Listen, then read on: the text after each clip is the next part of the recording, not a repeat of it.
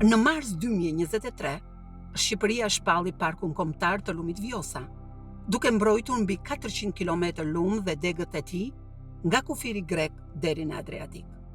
Menjëherë filloi procesi i zhvillimit të një plani menaxhimi. Plani ofron informacion për të gjithë personat dhe institucionet që jetojnë ose punojnë në luginën e gjerë të Vjosës, ose që janë përgjegjës për menaxhimin e aspekteve të luginës së Vjosës. Ky park ruan biodiversitetin e pasur, habitatet ujore, lumore toksore dhe është një shembull unik i një lumi të gjallë, të egër dhe me rrjedhje të lirë. Vizioni është i qartë, të mbrojmë Vjosën nga burimi deri në det, sipas standardeve më të larta ndërkombëtare, duke e ruajtur si një pasuri për natyrën dhe njerëzit.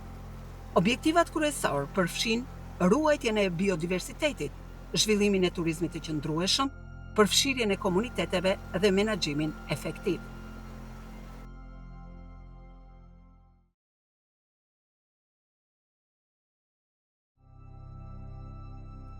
Ne vëzhgojmë dhe e studiojmë Vjosën çdo ditë.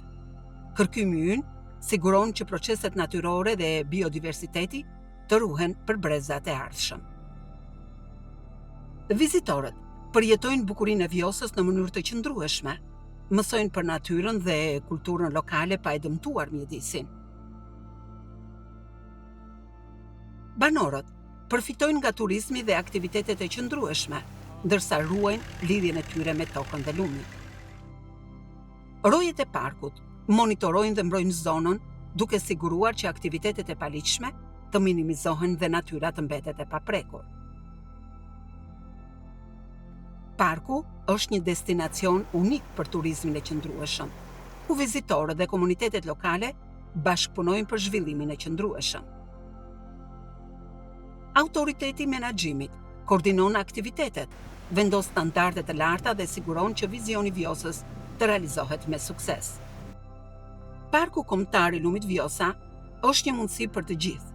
Komunitetet lokale përfitojnë nga turizmi dhe zhvillimi i qëndrueshëm.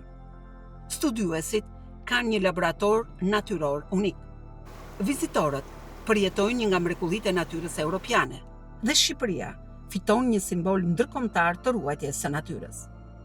Suksesi i parkut kombëtar të lumit Vjosa varet nga të gjithë ne, institucionet, komunitetet, partnerët ndërkombëtar dhe vizitorët.